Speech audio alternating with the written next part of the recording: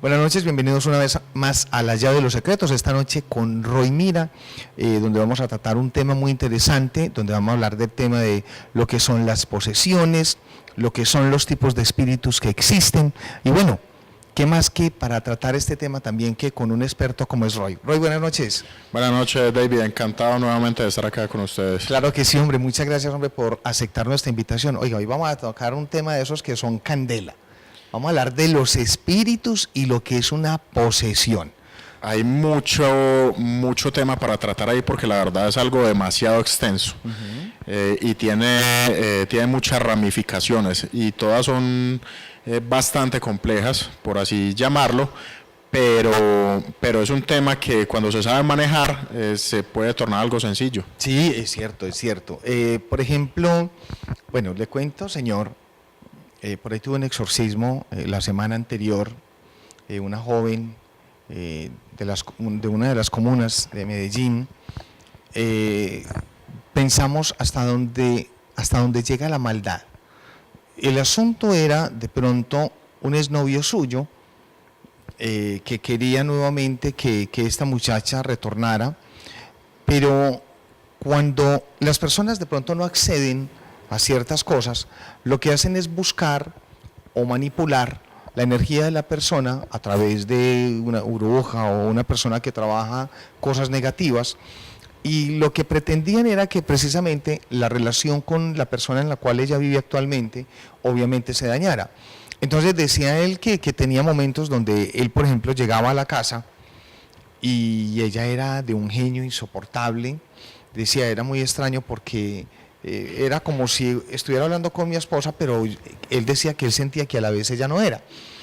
Y efectivamente, hasta que se llegó la hora de que, bueno, en alguna ocasión ellos escucharon uno de los programas que hago en Olímpica, y resulta que ellos tuvieron la posibilidad de llamar a la emisora, pero realmente como llaman tantas personas, es ajeno uno saber quién llama y quién no llama. Y bueno, entonces resulta que en la emisora yo les contesté y que les dije que sí, que realmente pasaba algo. El muchacho pues obviamente como que se cuestionó mucho, como te digo, pues son muchas las personas que atendemos, y realmente cuando él llega me dice, ve, yo tuve la posibilidad de llamar a la emisora, tú me dijiste esto. Resulta que él iba con su esposa y la muchacha tenía una chaqueta encima. Cuando se quita la chaqueta, vea, hermano, unos arañones que, mejor dicho, yo, santo cielo, ¿qué es esto, por Dios? Bueno, entonces ya entramos a indagar y a buscar cuáles eran como las situaciones, y efectivamente llegamos a descubrir que realmente era uno de sus exnovios, precisamente por rabia que no volvía con él, en fin. Y miren, a veces esa vaina de que ese apego, de que alguien termina conmigo y de pronto por no verla feliz o algo por el estilo, proceden a hacer cosas malas. Me imagino que te ha tocado cientos de veces. Pues la verdad es algo muy común, es muy más común de lo que la gente cree. Sí, se puede decir que eso es un secreto a voces, que muchas personas lo practican, no saben quién lo practica, pero por temor a lo que puede hacer la sociedad guardan silencio. Ajá. Bueno, en el caso que me cuentas, yo en principio algo muy bueno, y es que la paciente es un canal buenísimo. Ah, sí, total. Porque para permitir que esa presencia le toque la materia es porque es un canal buenísimo. Incluso referente a eso, cuando hablas del tema de canal, me ha tocado también que precisamente cuando a una persona energéticamente le tiran tan fuerte, obviamente ese canal se abre más o se perfecciona en cierto modo. Exactamente, el único problema es que el paciente pues no tiene ningún tipo de acompañamiento o no ha tenido ningún entrenamiento, entonces no sabe cómo manejarlo, pero lo primero es eso, tiene un canal muy abierto, tiene un canal muy amplio. ¿Qué es lo otro? Las presencias o pueden llegar y pegarse solas o pueden ser puestas por otra persona, claro, generalmente a través de invocación o de brujería. Sí, señor. Para que causen ese daño debe ser o que lleva mucho tiempo ahí o que fue invocado con mucha fuerza. Ahora viene algo más. La posesión se puede dar por un muerto, se puede dar por un demonio que ha sido puesto por estos brujos o ha sido invocado por estos brujos. Puede ser otro tipo de presencias elementales como puede ser un duende, que hay muchas variaciones de duendes, generalmente utilizan tabucos, que son un tipo de duendes andinos, y puede estar en posesión el mismo brujo. Sí. El brujo en posesión o la persona que paga. Recordemos que es tan brujo el que vive de eso y se dedica a eso como el que paga. Ok, total. Y es posible que una persona que aún esté viva tenga posesión sobre otra. Ahora, muchas veces esas lesiones, ese toque de la materia viene acompañado de posesión sexual. Esa posesión sexual puede ser placentera, puede ser incómoda o puede ser dolorosa. En algunos casos, como lo mencionaba, puede ser el brujo o el que pagó que está en posesión, y en otros casos viene acompañado de un tipo de demonio masculino llamado incubo o un tipo de demonio femenino llamado sucubo.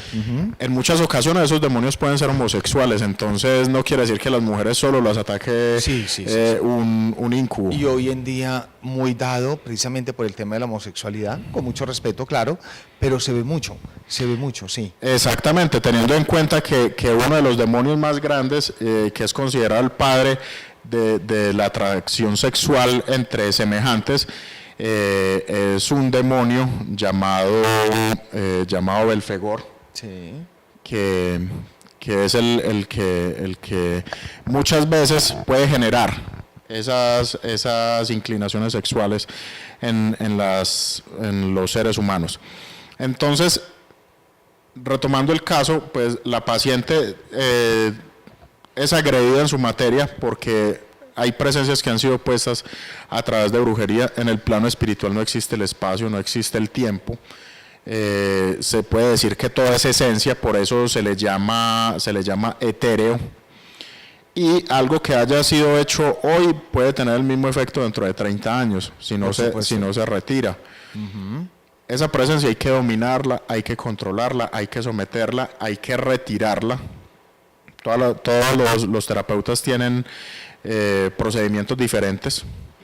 Hay algunos que simplemente agreden a la presencia o la insultan o utilizan oraciones, pues yo procedo directamente a controlar. Pero después de eso, de retirarla, hay que saber qué se hace después, porque eso genera un vacío.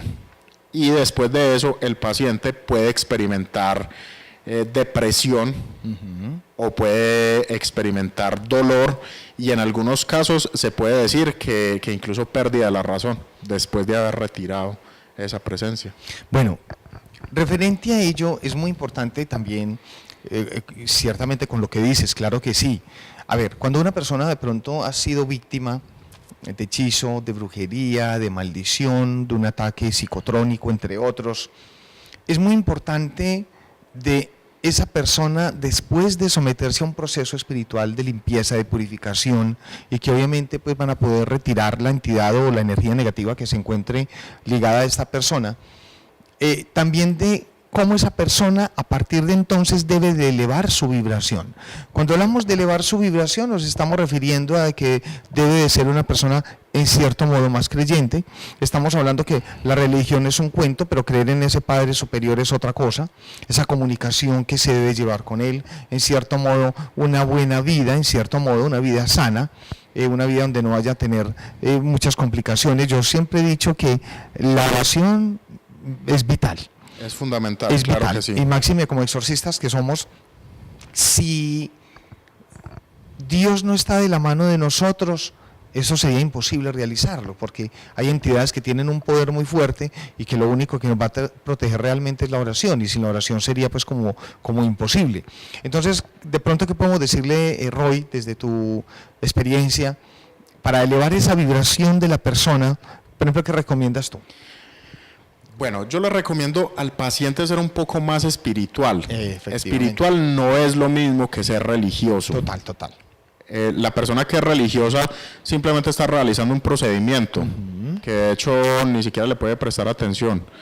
La espiritualidad es algo más consciente, es algo que nace, que se hace según sus propios criterios. Sí.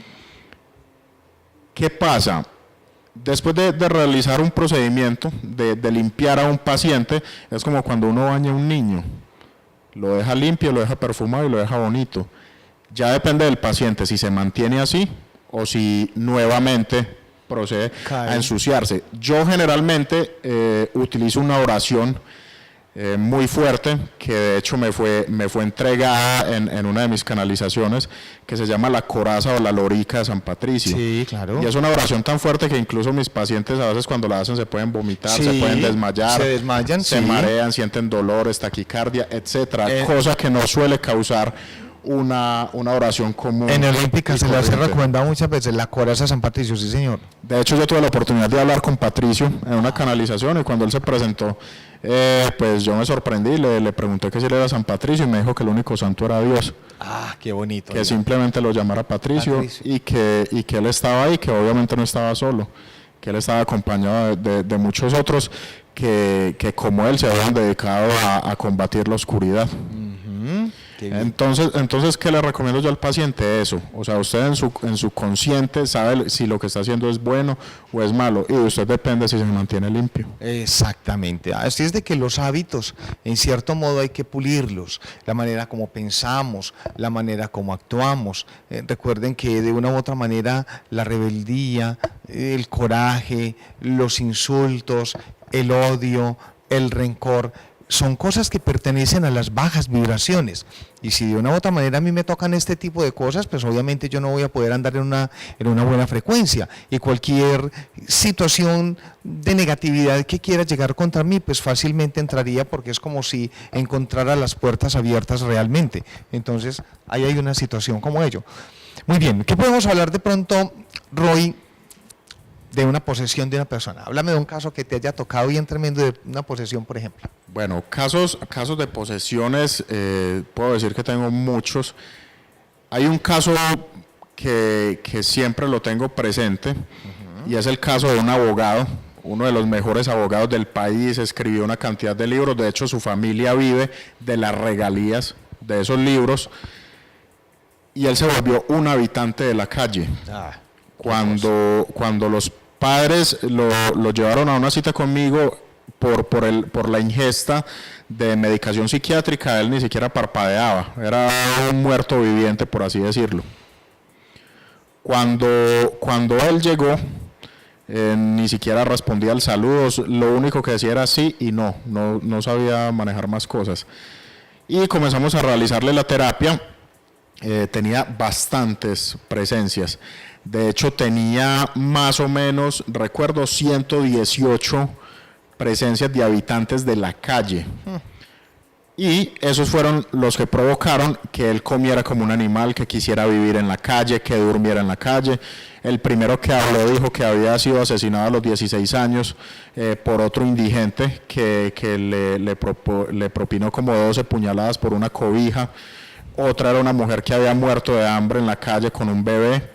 Entonces se procedió a retirar eso, y al retirarlo el panorama aclaró un poco más, y en ese momento aparecieron ya demonios, pero demonios muy fuertes, porque estaba Asmodeo, estaba Belial, y había otro demonio demasiado fuerte, que se llama Astarot. Estaban ahí y estaban acompañados de muchísimos más. ¿Qué pasó?